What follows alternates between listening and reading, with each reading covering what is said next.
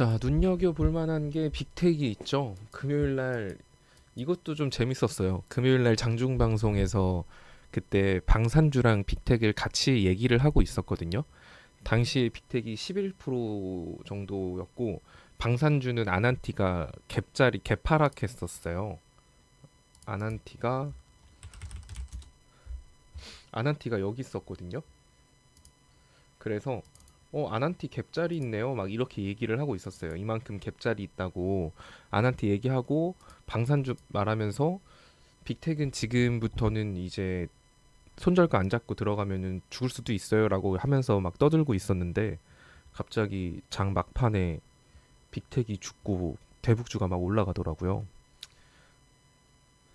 자, 일단은 빅텍 같은 경우는 이제는 위로는 갭자리가 없어요. 빅텍의 마지막 갭자리는 메꿨거든요. 그래서 지금 빅텍을 접근하는 건 뭐 낙주 매매로 들어간다, 낙폭 크니까 들어간다라고 하기에는 이날 거래량도 너무 많이 터져서 이거는 지금 일단은 낙주 매매 후보도 아니에요. 이거는 그냥 많이 빠졌으니까 반발 매수세로 그냥 올라갈 수 있는 정도인 거지. 이렇게 거래량 양쪽으로 많이 터지면서 꽉 차는 봉 보여준 거는 사실 진입하기에 되게 위험합니다. 그리고 빅텍은 아래에도 이제 위에 갭자리 메꿨죠, 빅텍은. 그럼 이제 아래 갭자리 향해 갈 수도 있어요. 여기 지금까지는 위에 갭부터 메꾸고 죽일 가능성이 높다. 그러니까 빅텍은 물려도 상관없이 어차피 여기까지 한 번은 간다라고 했던 거였는데 이제는 그게 아니에요. 이제는 목적지가 아래 갭자리만 두 개를 남겨놓은 상태라서 빅텍은 여차하면은 정말 4,500원 정도까지도 밀릴 수 있겠구나 이 생각하고 진입을 하셔야 돼요. 가장 좋은 거는 사실 그거죠. 내일 또 월요일 장전에 또 막 북한에 대한 좋은 얘기들이 나와주면서 빅텍이 내일 갭 떨어지고 시작하는 게 사실 진짜 제일 좋긴 하거든요. 그럼 내일 갭 떨어지면은 여기 갭자리 두고 예전처럼 또 커피값 벌기 계속 할 수 있는 종목이 되니까 일단 빅텍은 내일 개파락 나오면 관심 종목에 넣고 다시 예전처럼 계속 사고 팔고 하시면 돼요.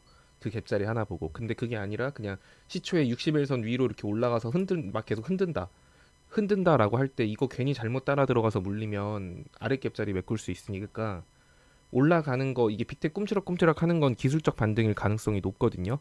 그러니까 그런 거는 손절가 잡고 추격 매수하는 거 아니면 쳐다보지 마세요.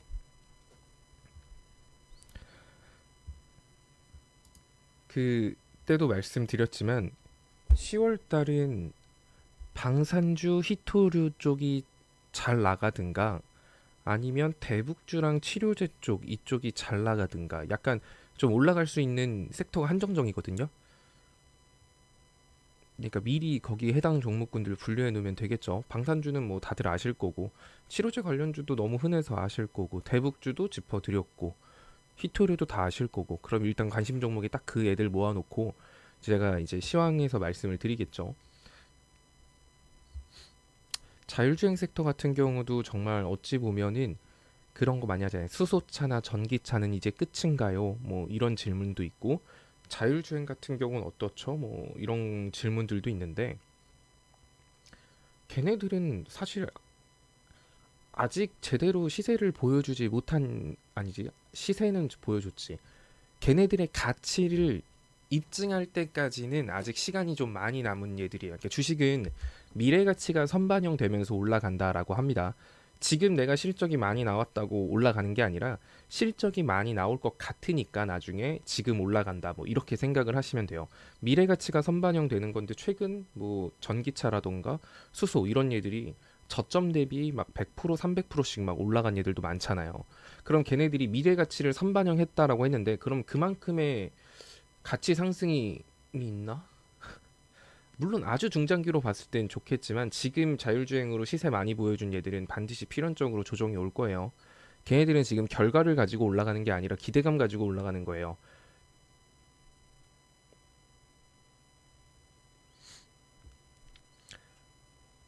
그러니까 진짜 한 6개월 정도는 본다 생각하고 들어가야 돼요. 지금 고점에서 들어갈 거면. 아니면은 손절가 잡고 들어가는 건 사실 섹터가 무슨 상관이에요. 그냥 단타인데. 근데 그게 아니라 내가 좀 손절보다는 구간을 잡고 이 회사 지금 이슈도 있고 하니까 좀 길게 보자, 막 구간 대응을 해보자 하시는 분들은 미리 인지해 두세요. 나쁜 섹터는 아니라고 봅니다. 근데 정말 나중에 시간이 지나면 모든 게 다 자율주행 자동차가 될 수도 있겠죠. 그러면 저는 여러분들이 막 수소차 얘기를 하잖아요. 수소차 관련주가 뭐다, 전기차가 뭐다. 그러면 지금 걔네들이 나중에 사실 내연기관 자동차에서 그런 걸로 시대가 변한다라는 거는 다들 인정할 거예요. 끝까지 내연기관 자동차만 있을 거다. 이렇게 생각하는 분들은 아마 없을 겁니다. 근데 이제 그럼 전기차랑 수소차의 장단점을 생각을 해야죠. 그걸 파는 얘들도 매출이 올라가겠지만 중요한 건 거기 안에 들어가는 부품을 사람들이 많이 생각을 하니까 LG화학이나 삼성 SDI 뭐 이런 애들이 올라갔죠. 수소차의 그때 수소차도 분석을 좀 해드린 것 같은데 수소차의 가장 큰 단점은 그거예요. 그러니까 전기차의 가장 큰 단점은 그 배터리 용량이죠. 우리나라야 뭐 땅이 좁으니까 상관이 없는데 사실 땅덩어리 넓은 나라에서 충전하는데도 한참 걸리고 뭐 그런 거라니까 효율성이 많이 떨어지죠. 그 단점을 보완할 수 있는 게 수소차긴 합니다. 수소 에너지 같은 경우는 충전 시간도 빠르고 뭐도 하고 한다고 하니까 근데 걔네들의 차나 막 이런 기술력이 개발이 돼도 인프라가 깔리지 않으면 소용이 없을 거예요. 그러면 내가 만약에 지금 수소 에너지, 전기 에너지에 대해서 가치 투자를 하고 싶다라고 한다면 저라면은 부품주보다는 그런 인프라 확충을 해줄 수 있는 얘들에 투자를 할 것 같습니다. 충전소 관련주들에 투자를 많이 하겠죠. 자, 자율주행도 시간이 많이 걸리겠죠. 근데 자율주행의 핵심은 어떻게 보면은 그런 거잖아요. 보안도 중요할 거고. 그러면은 필연적으로 5G가 그 5G랑 보안 쪽이 깔려야 자율주행도 될 것 같거든요. 뭐 신호 체계부터 시작해가지고 뭐 나중에 다 바뀐다. 너무 먼 미래죠. 그렇게 완전 자율주행 세대로 바뀐다라는 것.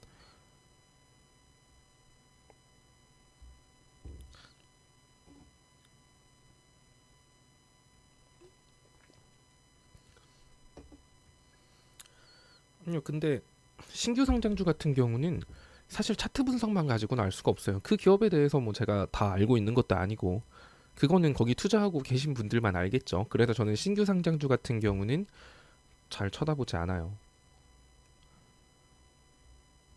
거기는 거의 진짜 도박판이라서 처음에는 그게 안정화 들어가려면 최소한 2달 정도는 돼야 주가가 좀 흐름을 잡는 것 같아서 그 전까지는 거의 도박판. 현대로템 같은 경우도 충전소죠, 수소.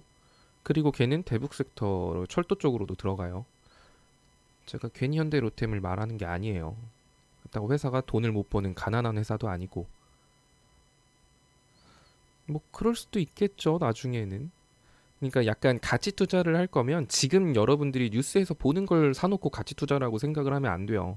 뉴스에 나오는 순간 이미 그 미래 가치가 선반영되는 시점이기 때문에 꼭 뉴스 보고 이제 막 아, 그래 앞으로 전기차가 잘 되겠구나 하고 막 사는 건 안 좋습니다.